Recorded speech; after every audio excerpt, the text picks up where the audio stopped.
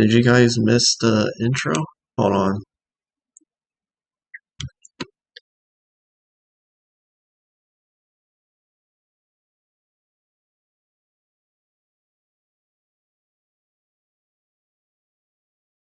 Okay, so welcome back to another video, and today we are going to be learning how to script. So I'm gonna create a game on my profile, create experience.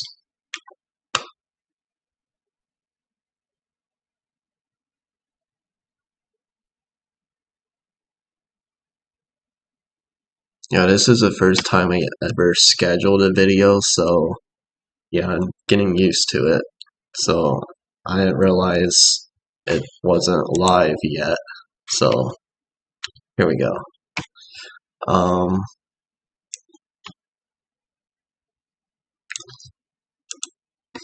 Okay, so we're gonna start with a base plate.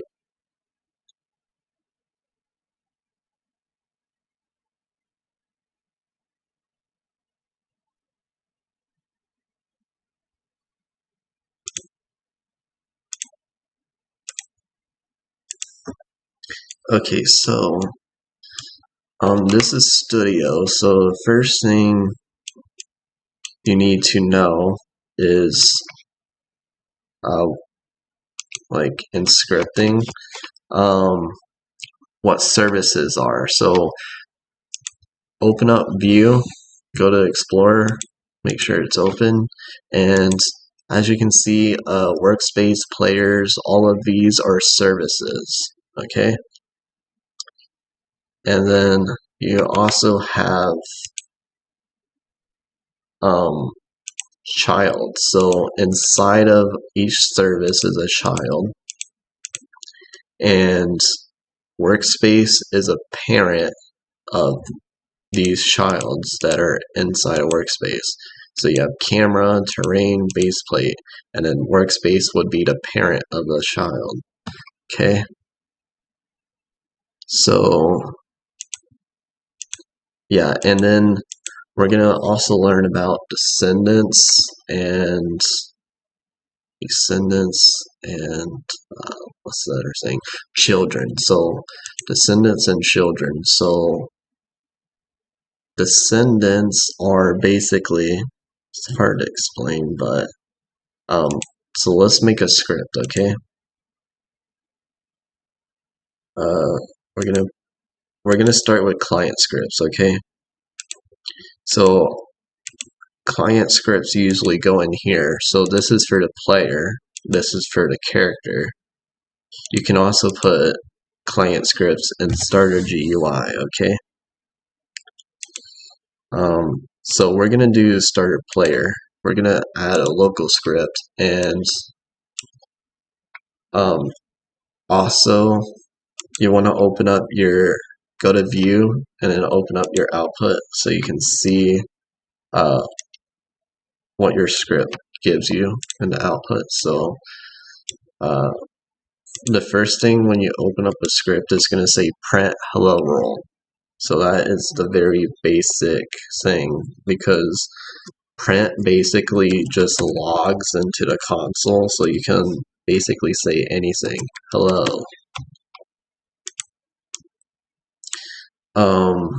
So this right here is considered a string. So you have strings, which is this. You have Boolean values, which is true and false. You have number values, which is any number.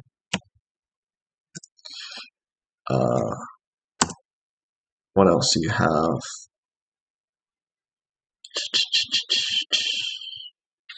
So you have strings, you have Boolean, you have number values. Integers are basically the same as numbers. So yeah. So that's all I can think of right now, but yeah, so you have those values. You can also add values too. See? Oh, you have objects. So an object would be like, say, player or game. So yeah, those are objects. A part is also an object. So yeah, you also have color values, but that is not like really needed for right now. Um, so yeah, and basically we're gonna say game. Game is literally the whole entire game, okay? And then you're gonna use a dot notation. You have two notations. You have dot, and then you have the colon. So the colon is how you connect the functions. So you use the colon for functions. You use the dot for um, like going through each item. So if you do game.workspace, then if you want to get something inside a workspace, you gotta do a dot again. So we can do dot baseplate. So yeah, you basically the game is like the Explorer, right? And then you want to select one of the services. So you do a service right here, or we can run a function. So we can do game get service, and then you do a string, and then you can do workspace. So yeah, you could do that, but we're gonna do this game.workspace because this is more common. And then, well, first, hold on, let me close this out. First, we're gonna do a print. So you can do print, and you don't have to do strings. You can do anything inside of a print. So we can do game workspace get descendants. So we're gonna run it. So instead of play, we're just gonna run it and see what it prints.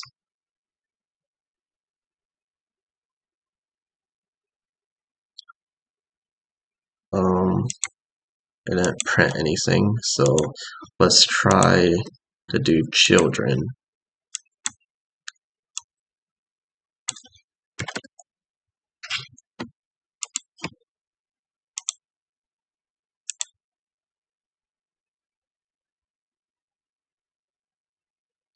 I think we have to join in the game because, yeah, so let's join into the game and see. There we go. Okay.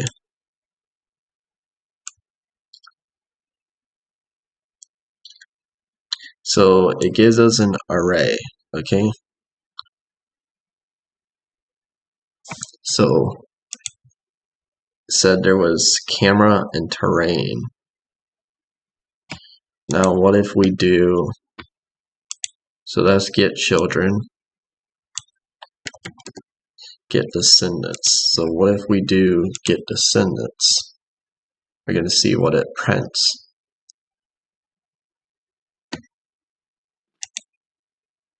It prints the same thing. So they are both like very similar. If you go to the documentation, you can find out the differences. So you gotta go to documentation, overview, search docs, get children.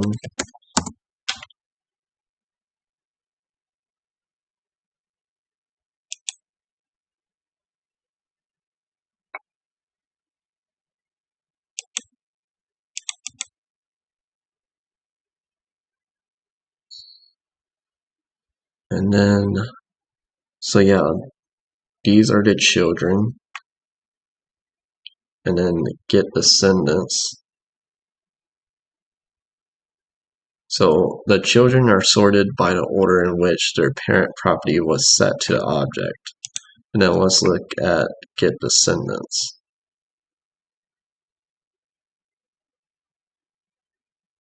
So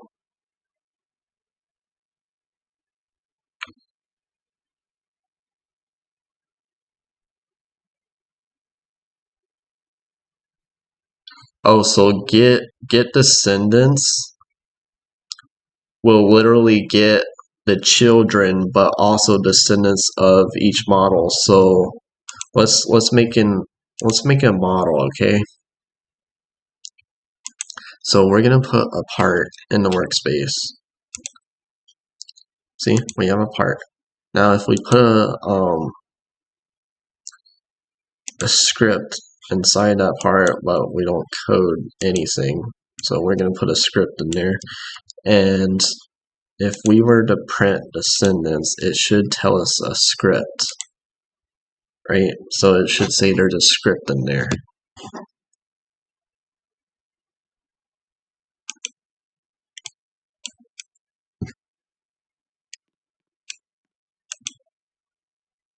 I think, no, we have to turn it into a model. So let's turn this into a model.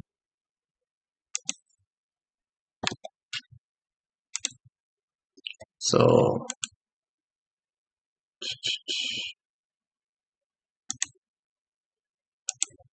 let's add another part. Let's add two parts, okay? We're gonna put two parts together. I'm gonna delete this script. We're gonna select both of them, and then we're gonna group it as a model. And then when we join in, we should see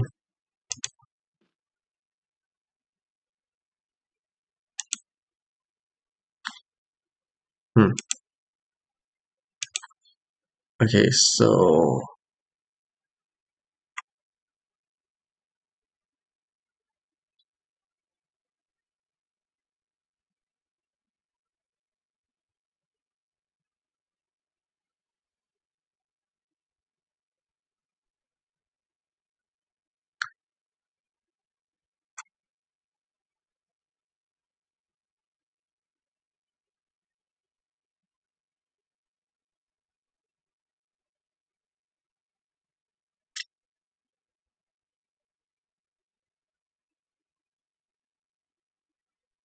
oh, I see. Okay, so you have to have several models, okay? So you can put a model inside of a model and it will print it. So if we were to put,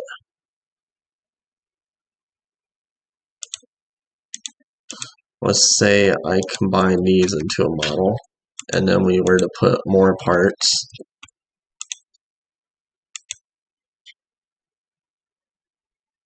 we were to put more parts in there, then it should tell us what's there.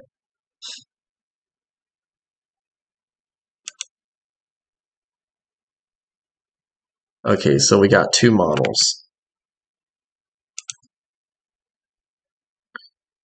As you can see, it actually worked. It printed model and model. So yeah, it gets the children of each thing. So if we were to do get children,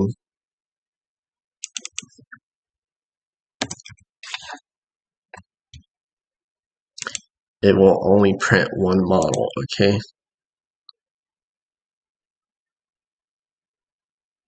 So this is a difference between get children and get descendants. See?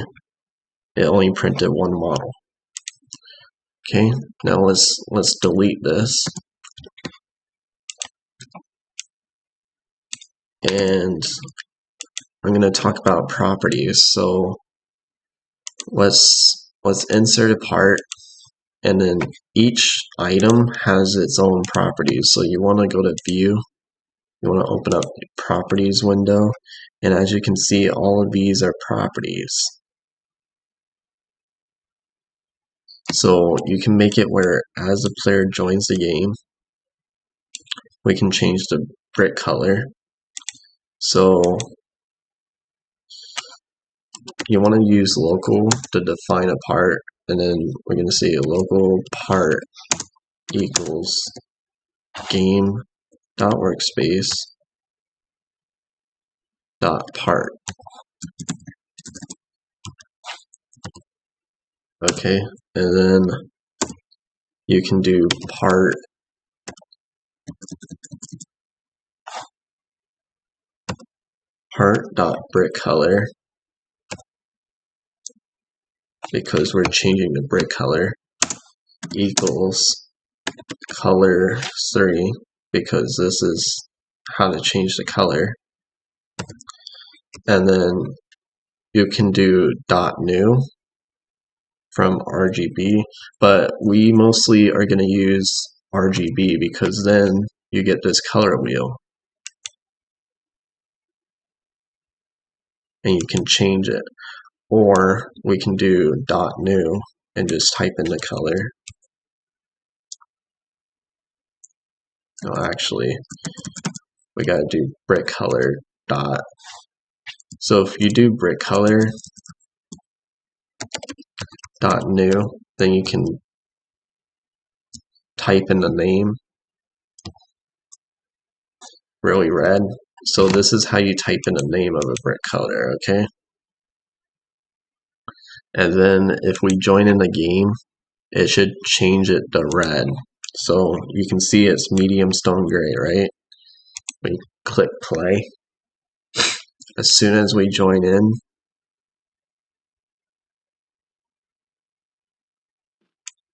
it should change it to red. If you get an error like this, part is not a valid member of workspace, this is where wait for child is going to come into play. So right here, you can do wait for child so that if it's not loaded in yet, you can wait for it, and then we can change the color. So now it won't give you that error.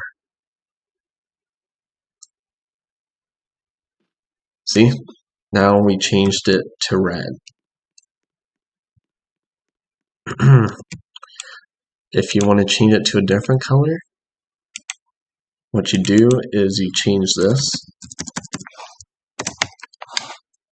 bright blue. So every time you load in the game, it will change it to bright blue.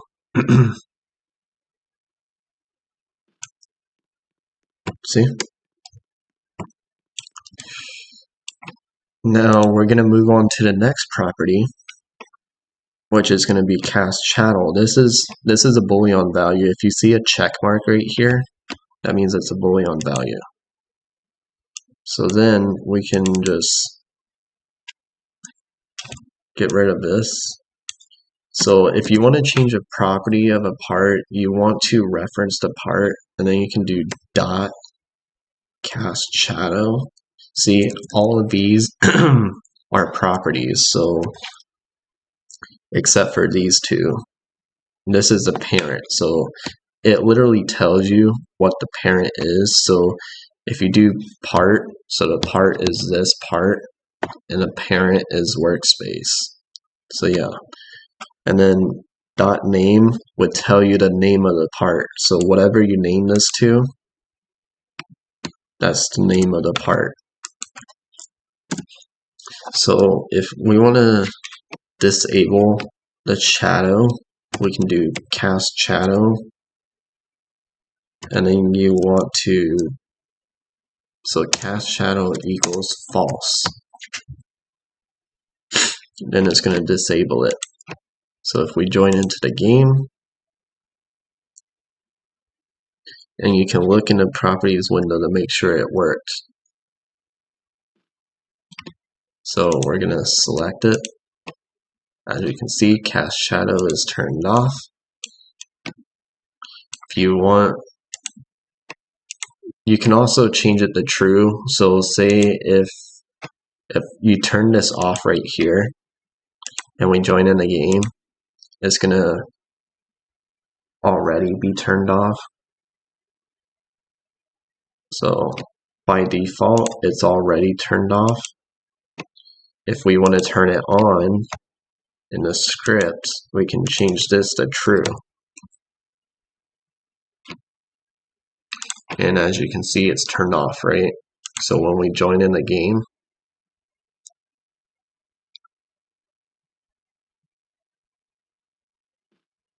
and then we select it, you can see it's turned to true, and you can see the shadow. You can see the shadow coming off of the brick. But if we go in here, you can see the difference. See the shadow?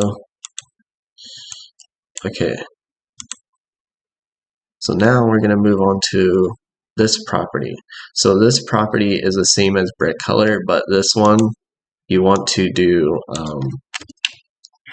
numbers, okay? So dot color equals color3 dot new, or you could do dot from RGB so you can actually select it. But if you do dot new, you have to know the number. Well, actually you don't. I lied. But it's going to make it where it makes it more difficult. So if you do from RGB, because that's what these numbers are RGB, then it'd be easier. So you can use the color wheel and change the color like this. Like you just select it and it just puts a number. See, this is red, green, blue. So it combines red, green, and blue colors to make a color. So that's what that does. So now it should be green.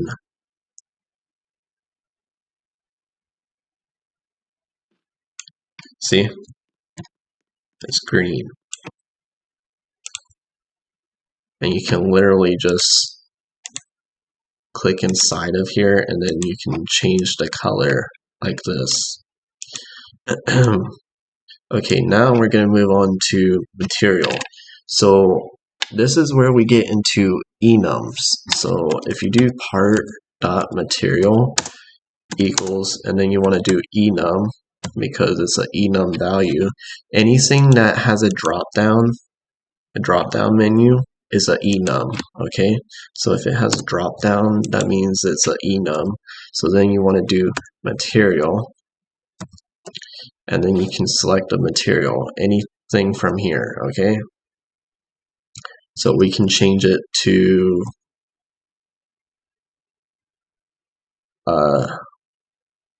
let's change it to glacier. You're gonna see how it like changes into like a glacier.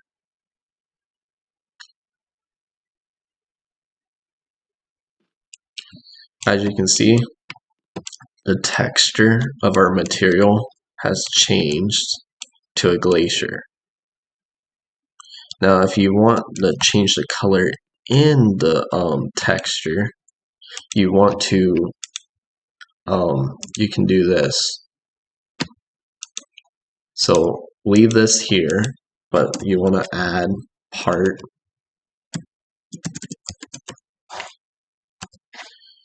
dot, and you can do a color or brick color.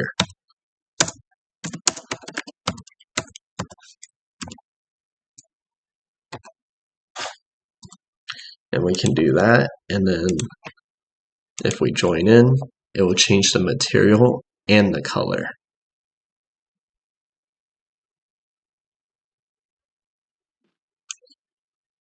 As you can see, we have a blue glacier.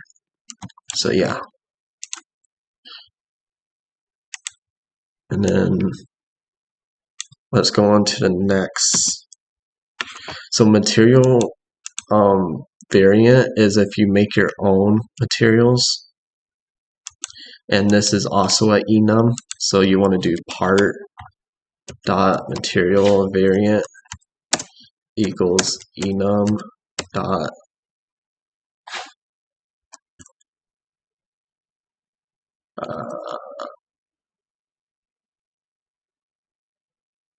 hold on, I think it's in here somewhere.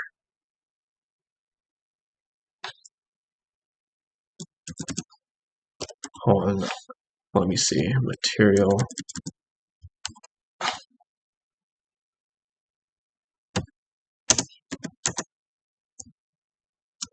Oh, so that one you might have to do a string for, but usually most of the drop-down menus are enums, okay? And you can also change the reflectance. So this is a number value. So you want to do part dot reflectance. And sometimes they'll have a value, so you have to do dot value, but for this you don't have to do a value. So the max is a 1. So it goes up to 1. So we can do 1 and see the difference, like how it changes. So it should be more reflected to the light.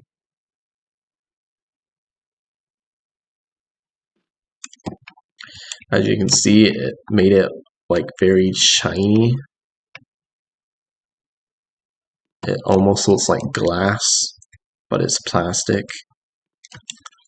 So yeah, you can change the reflectance.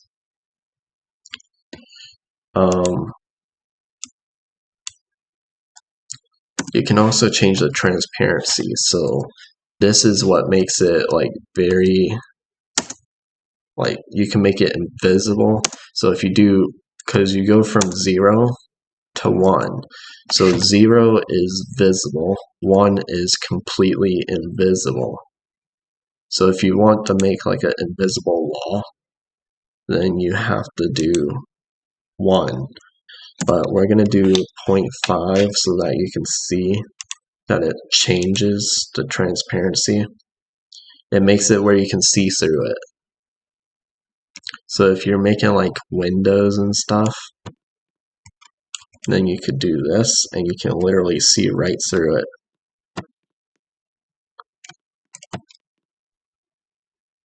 Okay.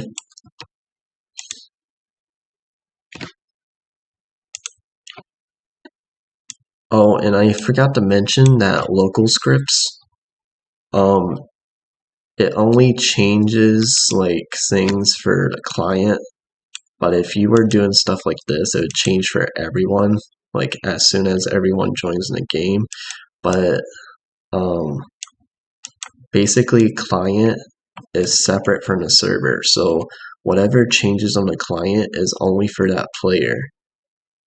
Okay, so that's what local scripts are for. It's for like client side, so it makes it where only things will change for me and not everyone else. But if you do a server script, it will change for everyone in the game. Okay, but since we have this on started player, it will change for everyone. But it won't affect the server though. Okay, so yeah, most people don't like using client scripts because then it's vulnerable to exploits, but there is ways to prevent that. Archivable, I don't know what that means, but we're just going to skip that because you don't really need to use archivable. But if you do locked, so like we can do locked, right?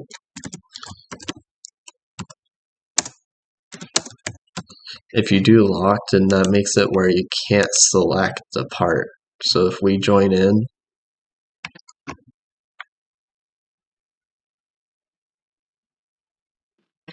we try to select it, we can't click it.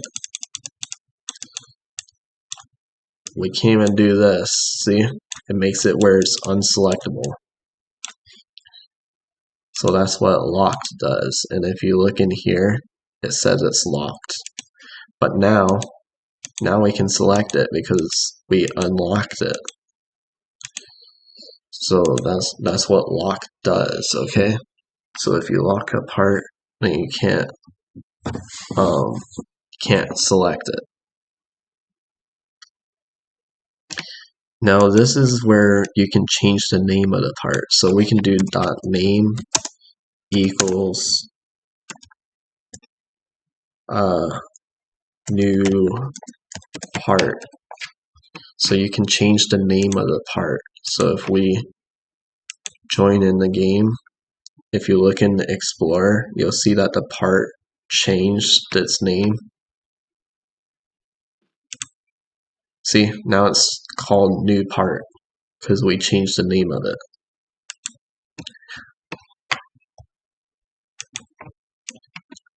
So yeah, basically scripting is mostly changing the properties. So all of these properties you can change in a script. So as the game runs, you can basically change all these properties. So that's what scripts do. They basically change all the properties. Okay. You can change the parent too. So .parent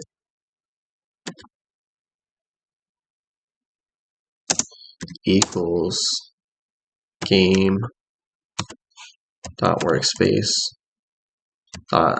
.camera. So basically what this will do is it will do this, put it inside of the camera.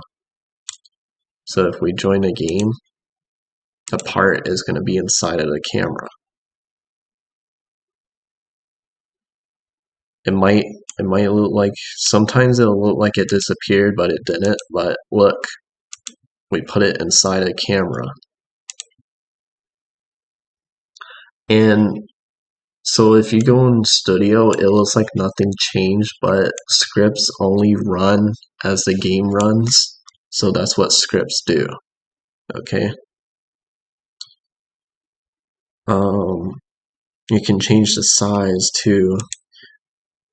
So if we do part.size, so size is a vector. So you want to do vector 3. Vector 2 is not used because this is a 2D value. This is a 3D value. Okay, so you want to use vector 3. Vector 3.new. And you can change the X. So if you look at this wheel right here, we have X. So X was stretch it out like this way. Then we have Z. So Z would go out this way. And then we have Y. So Y is up and down. So if you look at this, it tells you X. So let's say 4. Y, we can do 8. Z, we can do 4. Okay, so it should make it like a square, but a tall square, okay? So we join in.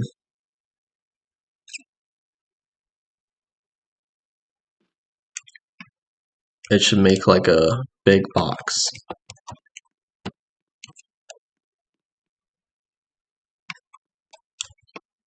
So that's how you change the size of a part with a script.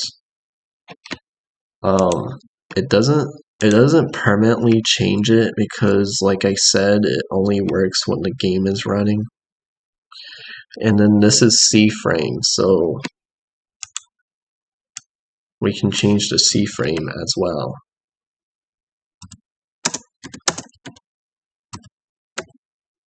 You can change this, or you can do from orientation.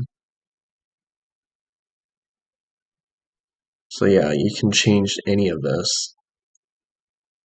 So if we do this, it's gonna change the position. So this is the position, okay?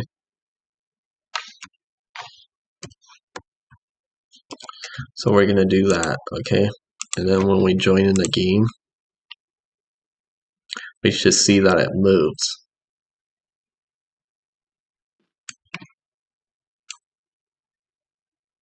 So if we select it,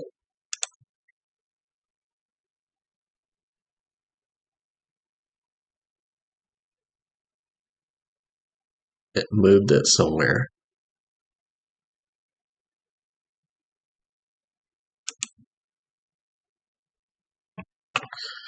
So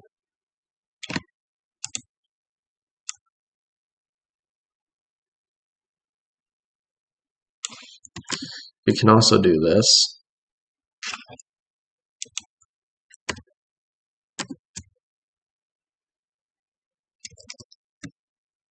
But yeah, so we're not going to mess with C-frame too much, but yeah, that's basically what it does. It changes the orientation and the position of the part.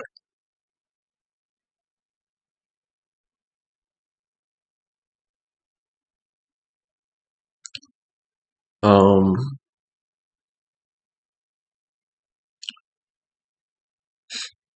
the next thing we have is behavior. So basically, this is also a Boolean value.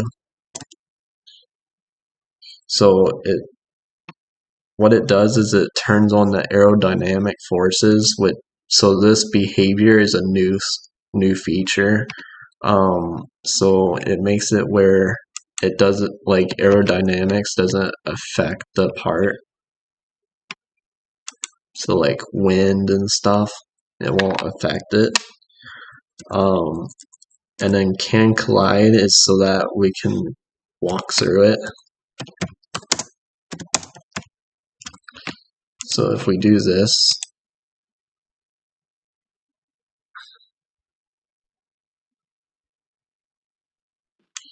we should be able to walk through it. See?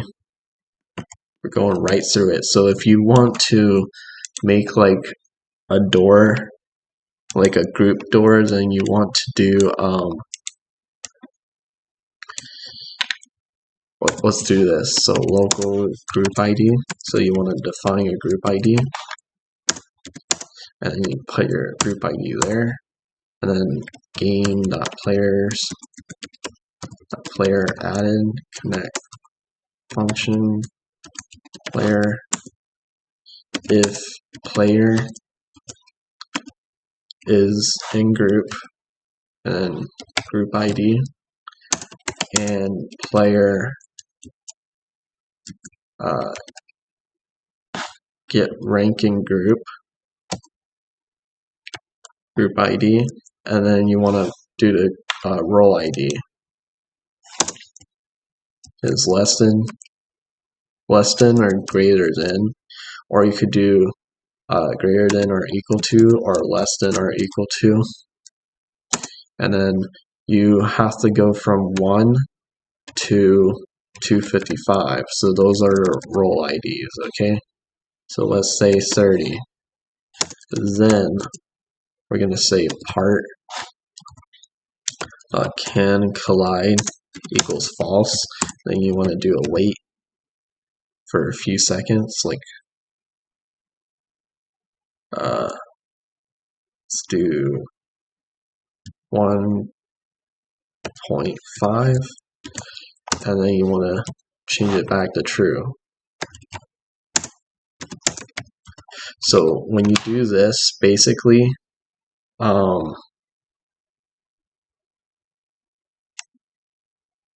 wait, no, actually, instead of doing this, we need to do touched. So instead of players added, we got to do this.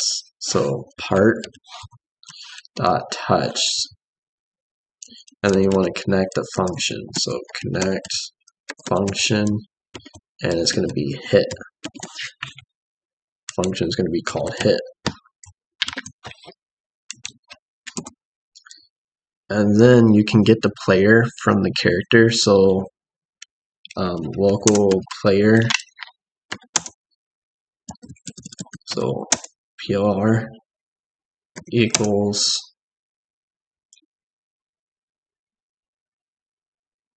hold on,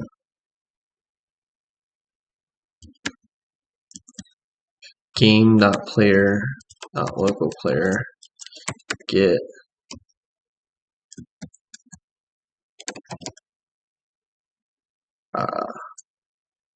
no, actually you have to do this. You have to do game.players, and then you can do get player from character, hit.parent.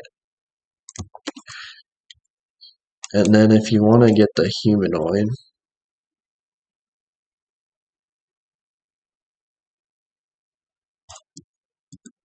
so if I put in my group ID, so let's go look at the group.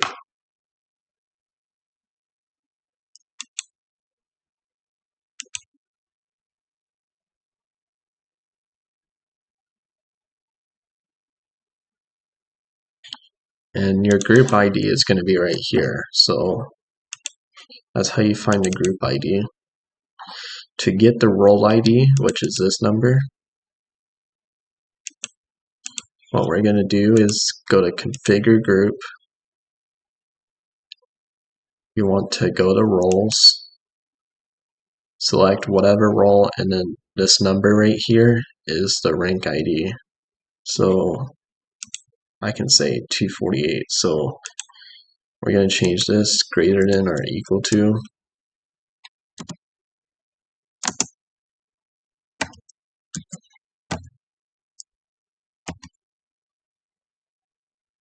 I don't know why this is turned on, like,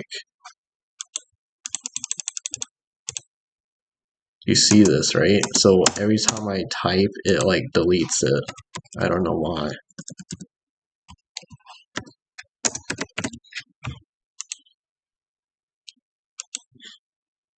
Okay, so now if we were to touch the part,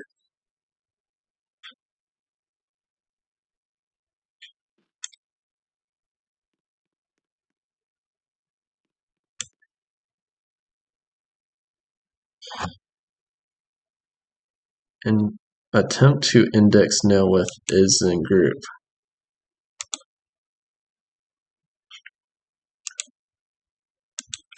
So we have to do if player, then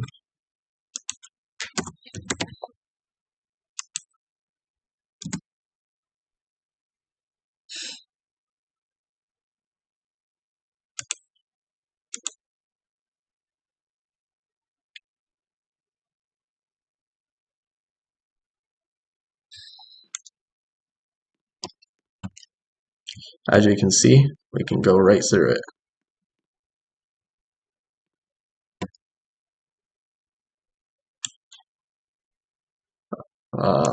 Where did it go?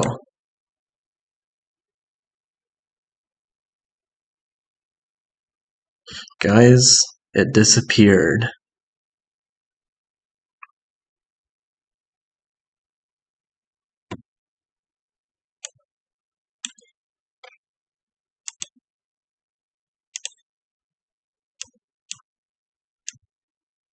So let's do this. We gotta anchor it because what happened was it fell.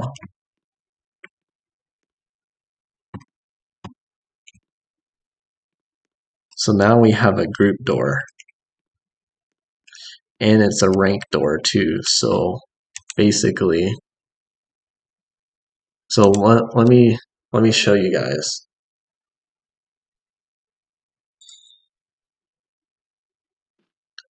So we gotta anchor it. We're just gonna falser this thing. If you look in here, watch the can collide. See, it turns back on.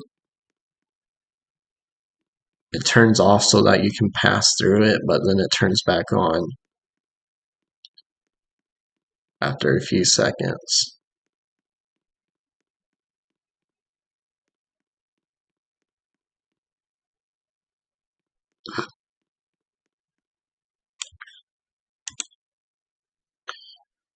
You can also change the collision group. So yeah, pretty much you can change any property in here. You can change the anchored. So that's pretty easy to change the anchored of a part. You want to say part dot anchored equals true. So you can make it anchored. And also scripting is case sensitive, so make sure you spell and make sure everything is like, because it's case sensitive, so you want to make sure if there's a capital letter that has to be capital, or else your script will not work. You can change the shape too. So to change the shape, it's an enum. See, it'll tell you if it's an enum. So yeah, if it's an enum, it'll tell you. So you want to do enum dot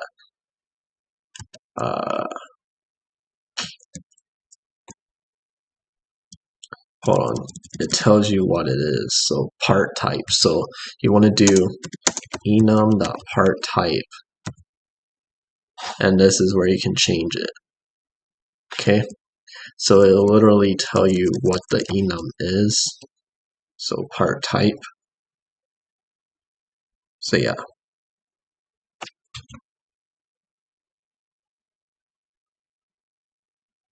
And this also gives you an example what I described, so you can like change the name, you can make it anchored.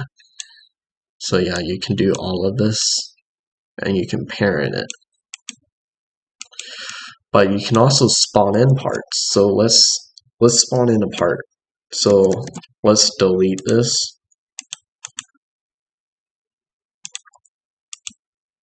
So you want to define the part. So define part. So local can be anything. You can literally type anything. But then you also have to reference that later in the script. So if I was to call it this, equals instance.new.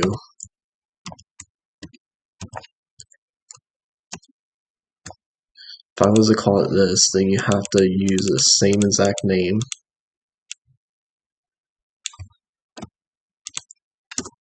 You have to do this.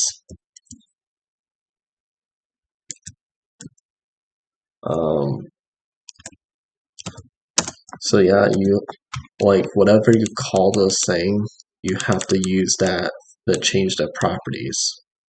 Okay, so let's do local part equals instance.new, and you can literally insert anything. That's cool. We can insert a player. So yeah, you can insert anything. So we can do part, and we can do part dot position equals vector 3 dot new, and then you can do 0 0 0. So if you put in 0 0 0, it'll spawn it at the origin. So wherever the middle of the game is where it'll spawn. So let's look around.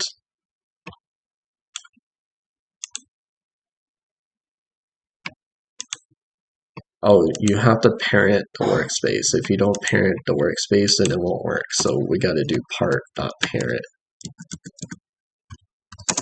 equals workspace. So if you don't parent the workspace, it won't spawn in. So now it literally spawned in right there in the middle. So that's how you spawn in a part. So you can spawn it in any direction, and then you can do part.anchored equals true. We can also spawn this like, so these are studs, so you can spawn it like 5 studs above or whatever. Okay, so if we do this and we spawn in a game, you can see that it's like floating. And then we can change the material. So anything that you do to a part, you want to do it before you parent it, because otherwise you won't be able to change it later. So you have to do it before you send it to workspace. So we have to do part, because this is a common mistake that most developers do, is that they put the parent, like they'll do this.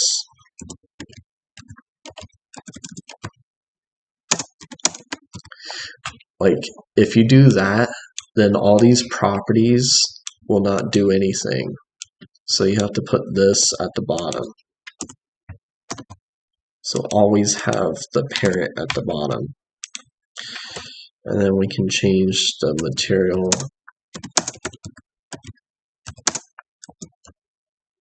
Smooth plastic. That way it won't have all these these little squares on it. So when we spawn in, it'll be completely smooth. It won't look like a Lego brick. See? Smooth plastic.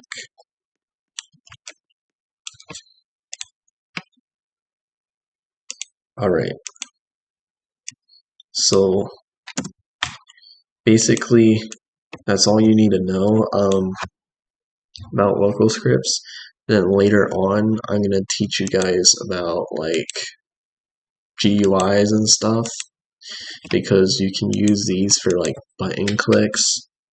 So you would do and script is basically the script. So if you type in scripts, it would literally be local script, because whatever this is, that's what script is, okay? So you can do script.parent, so whatever is a parent of the script, and then we'll do mouse button one click connect function. So whenever someone clicks a button, then you can do whatever you want in here. So yeah, we'll get into that later, but I guess that's all for now.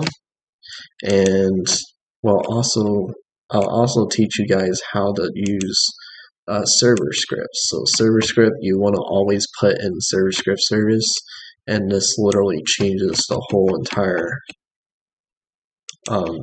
it shows everything for the whole entire game.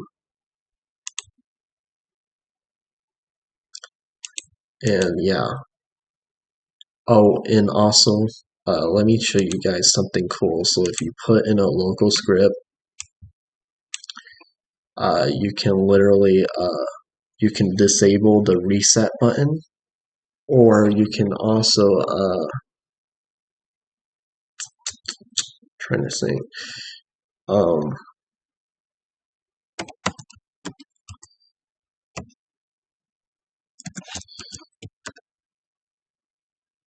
So let's do set core.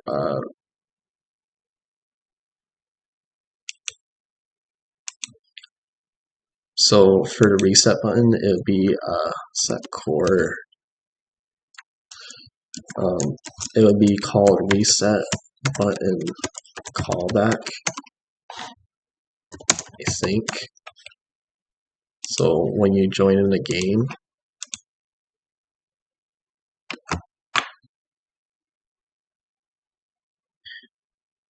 if you press escape, it should disable it. But I gotta figure out what it's called, because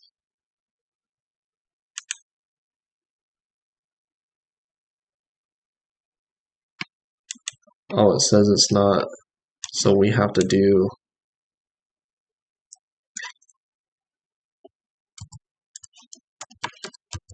game get service starter GUI.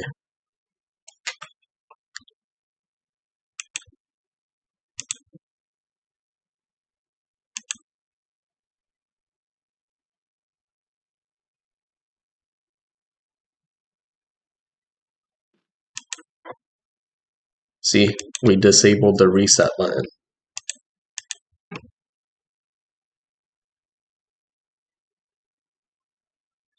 So that's how you disable a reset button when someone joins in the game, so they can't reset their character. So you just set the core, and then yeah. I wish there was a leave button. If we could do a leave button, that would be cool. Leave button, and then people can't leave the game.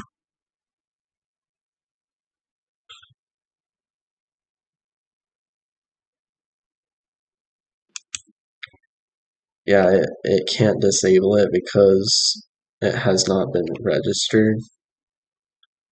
So yeah, I think you can't disable the leave button, but you can disable reset button. And also you can also do this. Set core GUI enabled. You can disable you would do enum core GUI type, and then you can change any of these.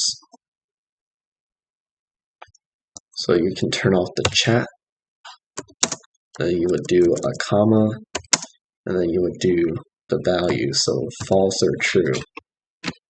So if you join in the game, it should disable the chat.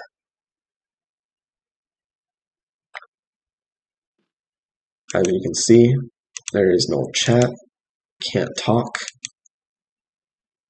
you cannot talk, see? So that's how you disable the chat. So yeah, you want to, you have to use starter GUI because basically it is a GUI element. So that's how you change like the core stuff. But yeah, so that's what you can do in starter GUI. And yeah, pretty much it. So I'll see you guys in the next video. Thank you. Make sure you like, comment, and subscribe and for more videos. And I'll see you guys soon. Thank you. Bye.